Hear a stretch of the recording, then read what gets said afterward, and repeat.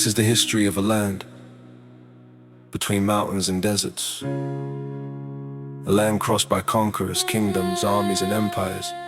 A place where foreign powers arrived with confidence and departed with losses. Afghanistan stands at the crossroads of Central Asia, South Asia, and the Middle East. For thousands of years it connected trade routes linking civilizations. Ancient kingdoms controlled its valleys and mountain passes. Alexander the Great entered the region in the 4th century BCE and faced resistance from local tribes. Successive dynasties ruled parts of the territory, including Persian, Greek, Kushan, and Islamic powers. The rugged geography created challenges for centralized control.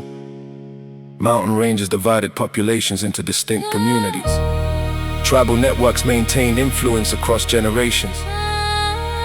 During the 19th century, the region became a strategic frontier between expanding empires. The British Empire sought influence to protect India. 3 Anglo-Afghan Wars demonstrated the difficulties of imposing foreign control. Afghan forces and local resistance movements repeatedly challenged British objectives. Although Britain achieved some military victories, it never secured lasting domination. Afghanistan remained independent and preserved its political identity. Empires arrive with armies, generals arrive with plans. Leaders promise control the mountain domain. The people resisted. The story continued. Afghanistan, the graveyard of empires. Foreign powers entered and faced resistance.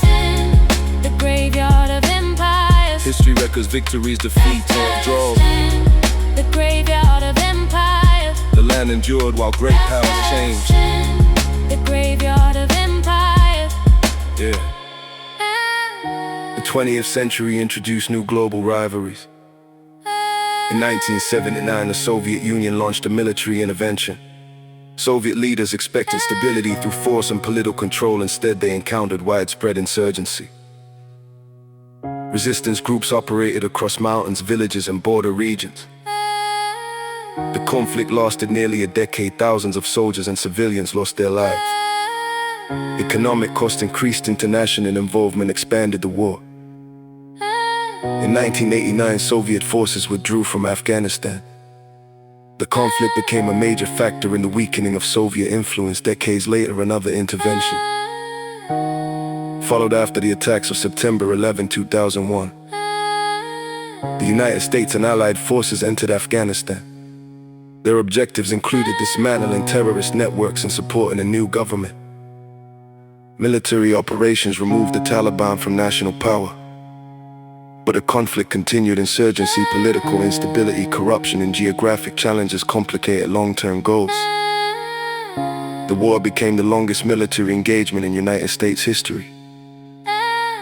In 2021, foreign forces completed their withdrawal. The Taliban returned to power. Once again, a major world power departed after years of conflict and enormous expenditure. Different centuries, different flags, different commanders, similar challenges, geography, local resistance, and political complexity shaped the outcome.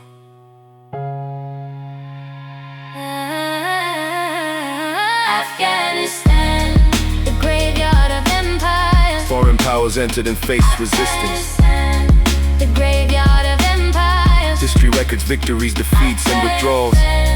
The graveyard of empires. The land endured while great powers changed. The graveyard of empires. From ancient campaigns to modern wars, the pattern appears again and again. Powerful nations arrive seeking control. Afghanistan remained difficult to govern from the outside. Historians debate the phrase and its accuracy. No empire was literally destroyed by Afghanistan alone. Yet repeated interventions revealed the limits of military power. Geography, culture, tribal structures, and local determination repeatedly challenged.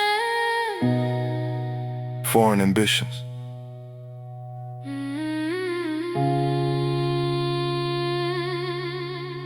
The history of Afghanistan is larger than conflict. It is the history of trade, culture, resilience, and survival. Empires rose and fell around it. Generations endured. The mountains witnessed every chapter. The story remains unfinished. Afghanistan continues to occupy a strategic position in world history. Its past explains why historians, leaders, and scholars still study its lessons today.